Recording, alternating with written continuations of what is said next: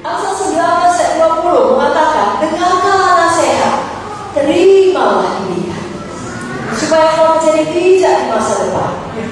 Amsal 13 ayat 10 menerangkan apa halangannya orang tidak mau mendengarkan nasihat. Keangkuhan yang menimbulkan pertengkaran. Jadi dikasih firman, dijawab-jawabi. Apalagi kalau sudah lama itu Tuhan, dia pun tahu firman juga kan. Berkelahi lah. Jangan mau kita seperti itu. Mereka yang mendengarkan nasihat mempunyai hikmat. Kalau saudara bahwa Tuhan mendapatkan firman filsafat hari ini dari Muhammad, ingatkan kepada kita harus cepat mendengar, lambat berkata-kata, lambat bermarah. Kalau dalam Amsal 24 ayat 14 dikatakan, ketahuilah demikianlah hikmat untuk jiwamu, jika kau mendapatkannya maka ada masa depan, harapanmu tidak akan hilang.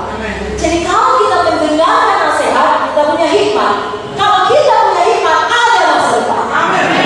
Dijamin Tuhan masa depan kita. Tentunya kita bisa membedakan mana nasihat firman, nasihat Roh Kudus, artinya juga dari orang-orang yang dipenuhi firman Roh Kudus, mana nasihat orang-orang fasik, yakni nasihat yang tidak sesuai firman, yang tidak sesuai dengan kesaksian Roh Kudus dalam hati kita. Saudara sudah keluar Roh Kudus, saudara tahu kapan tidak damai, itu bukan dari Roh Kudus. Amin, saudara. Kita yang sudah lama dan memang sudah tahu firman, pertama firman, kedua Roh Kudus. Kalau tidak ada firman, apa yang diingatkan Roh Kudus? Lalu kalau ada kesaksian di sini tidak damai, jangan diteruskan, saudara. Mazmur 1 ayat 1 jelas mengatakan, berbahagialah orang tidak berjalan menurut nasihat orang fasik, yang tidak berdiri di jalan orang berdosa, yang tidak duduk dalam kumpulan pencemooh. Jadi orang fasik ini memberi nasihat juga, tapi jangan kita dengarkan. Apa itu bertentangan dengan firman, bertentangan dengan kesaksian Roh dalam hati kita, jangan kita ikuti. Tapi kalau Allah mau memberi nasihat, katakanlah, sesibuk apapun kau, oh Mama Enoh, kalau pagi-pagi kau hentikan semua kegiatanmu, pastikan anakmu bangun, berdoa dulu, baca firman sama-sama. Amin. Itu perlu diikuti. Amin, saudara. Amin. Supaya Tuhan kita tidak perlu menyesal dan berkata seperti yang tertulis dalam buku Amsal. Saya bacakan Amsal 5 ayat 12 sampai 13. Lalu engkau akan berkata, mengapa aku benci pada didikan, dan hatiku menolak teguran. Mengapa aku tidak mendengarkan suara guru-guruku dan tidak mengarahkan telingaku kepada pengajar-pengajarku? Jangan ada kita demikian. Biarlah semua kita bersuka cita karena kita mau diajar. Sama seperti Esther. Lalu seperti Esther dia sampai pada panggilan Tuhan, saudara dan saya juga sampai pada panggilan Tuhan. Haleluya. Walaupun kita rasa cara kita sudah cukup baik, lalu dalam firman Tuhan menerangkan cara Tuhan adalah cara terbaik, kita ubah cara kita lama. Tiap hari tambah baik, apalagi dia pulang, apalagi dia tahu. Lalu pelayanan kita tambah baik, hidup kita tambah baik, segala aspek dalam hidup kita diberkati. Perkara yang ketiga yang perlu kita pelajari dari hidup Esther, mari kita ingat untuk siap menolong orang tua rohani kita.